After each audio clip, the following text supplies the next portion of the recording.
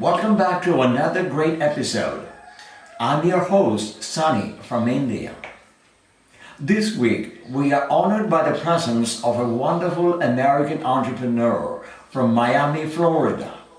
His name is Burke, a motorcycle mechanic in his father's garage in his 20s, a computer service engineer in his 30s, a health insurance employee in his 40s, an English language teacher in China for a brief period, and now in his 50s, running a profitable pizza delivery business and also works as a consultant in health insurance business.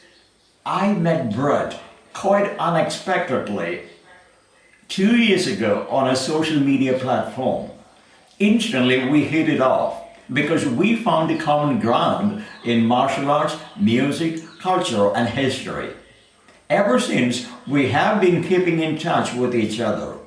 And Brett, on his part, keeps me educating on many aspects of American social life, such as history, politics, and business.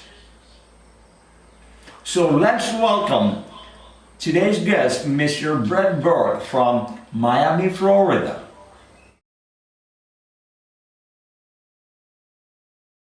Hello, Brett. It's my honor and my pleasure to invite you to our show. I've already given a brief introduction about you to our viewers. So, to begin with, how did it all begin, your life as a motorcycle mechanic? Okay. So, growing up, my father was an automotive mechanic. And when I got old enough to get a driver's license, I first got a motorcycle. So I really enjoyed riding motorcycles. So that was kind of, at the time, that was the thought, was to go to school to be a motorcycle mechanic. And I get to ride a lot of motorcycles because that's what I enjoy doing and fixing them. So I did that for a few years. And what was your experience, dealing with a lot of different brands of motorcycle? Did you have any favorite brands at that time? Mainly the Japanese motorcycles. I had a Honda, Suzuki, Kawasaki's at the time. When I went to work, I worked for a Yamaha dealership. So, do you own any Japanese brand right now? Yeah, I have a Yamaha XSR 900. It's a three-cylinder 900cc Yamaha motorcycle. Ah, okay, that's great. The next phase in your career was as a computer service engineer. So what was it like working as a computer service engineer? So what happened is I was working at a motorcycle dealership, a Yamaha dealership, and they automated and put in a computer system at the dealership. So that gave me an introduction into working with computers, and I realized I could work on computers and not have to work in a hot garage. I could work in air conditioning, and I was fascinated with computers. So that led me, kind of starting as a hobby to do that. And then I started helping out doctors' offices with their computer systems. And that's what led into the career that I have now. So I would go around in South Florida where I lived and help doctors install their computer systems, install their network, train their staff on how to use it. So I did that for about 10 years. And that kind of led me into working more in the healthcare, not so much in the computers. So what made you start taking an active interest in the health insurance business? So what happened is when I would go out and train the doctors, I would find, there was a lot of lack of knowledge in their staff. So I had, in order to be able to train the staff in how to use the software to produce bills for the office, I had to learn the process. And in turn, learning that process, I ended up helping doctors doctors' offices do that type of, billing instead of just computer systems. Ah, okay. I know that you have worked in China as an English language teacher for a brief period of time. So, sorry. Tell us something about your Chinese experience. So about by now it's just about 2 years ago. I had, so kind of to bring everything forward, I was doing consulting work where I would go out to different doctors' offices throughout the United States, hospitals, larger clinics, and help them with their billing, their revenue cycle, healthcare IT related things. And what happened is one of my contracts finished, so I had the chance to go out to China to teach English.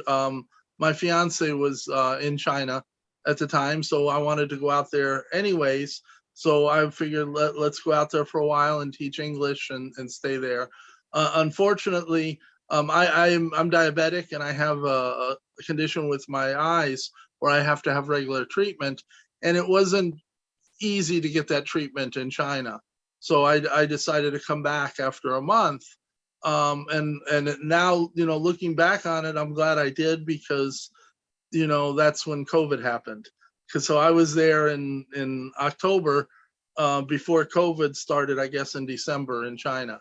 So I'm glad, looking back, I'm glad I came back, because I would have been stuck over there through the COVID, through the start of the COVID epidemic.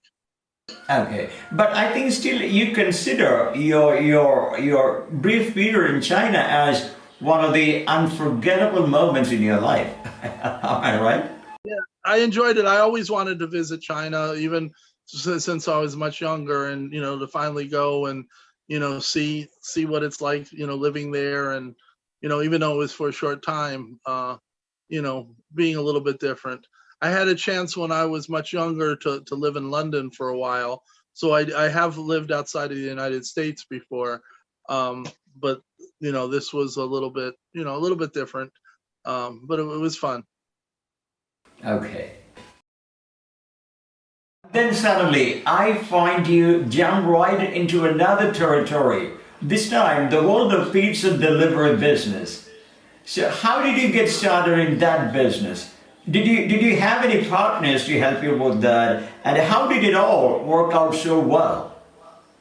So unfortunately, it's still a work in progress. Hopefully, I actually had a meeting earlier tonight regarding that.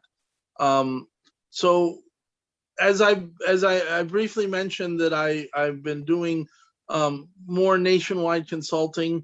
Up until the last 2 years, I've been kind of traveling to different cities throughout the United States and helping different hospitals and clinics and medical centers with their billing and revenue cycle and collections. About 5 years ago, I was in North Carolina, in Charlotte, North Carolina, working for a large laboratory, had to help them with the revenue cycle and manage their revenue cycle. And one of the persons I work with, I met, named Richard, has always been an entrepreneur, and we've kept in touch, since we had that assignment together. I think we worked about 11 months together on that project until it finished. So we kept in touch, and so about 3 years ago, he reached out to me, and he has been working on a project, where he schedules appointments for doctors' offices. So doctors, that's one of the challenges when patients need to have an appointment. It's not smooth. They have to call up, over the phone, or, there wasn't a lot of tools available for them to do this online, or even find a doctor if they don't have a doctor. Some of the tools that are existing tools, their business model wasn't too efficient. So he had, I worked with him on a project where, we would collect all the doctors in the United States and make a software for them to be able to schedule appointments and find a doctor and schedule an appointment to see a doctor. So we started working on that project. And that was a little bit slow going. He's still working on that, to this day. And he has been somewhat successful with that project. But, about a year and a half into that project, he had the idea of, since Uber Eats and DoorDash and all those other softwares have been very successful, he thought there was an opportunity to kind of make something unique in the realm of pizza. So he's Italian, even though he hadn't owned pizza restaurants. He grew up, in New York and Connecticut with pizza. So, the idea was to take technology and make a better way to order pizza. So we worked on that project, almost daily for over a year, developing the software and working. Neither of us had a lot of money to invest, so we have to do it little by little. And we just last year we had the software ready to go, but we had some problems with the programming team, so we weren't able to launch. So we're hoping to start again to launch this year in either November or December as we move forward. So the idea is you could go in and in America, they have big pizza companies like Pizza Hut, Domino's, and some other big pizza companies. They have a very good app, but the independent pizza shops don't really have an app. Some of them might have a small app or website to order pizza, but they can't really compete with the bigger companies. So the idea behind what we were doing is we would give an opportunity for the smaller pizza shops to be able to leverage, cutting edge technology to let their customers order pizzas online. So if a person wanted to order pizza in, let's say Tampa, where I live, they would go in and go into the app, tell the app what type of pizza they want, and then we would tell them, okay, there's 5 different pizza shops that can make that pizza for you. This is where they're located. This is what it costs, and you can pick which one you want to order it from. So that's kind of the concept behind it. So I've always tried to do little side jobs. So I still maintain my full-time job working in managing, healthcare revenue cycle medical billing for physicians. But we would do this on the side after hours, and so forth.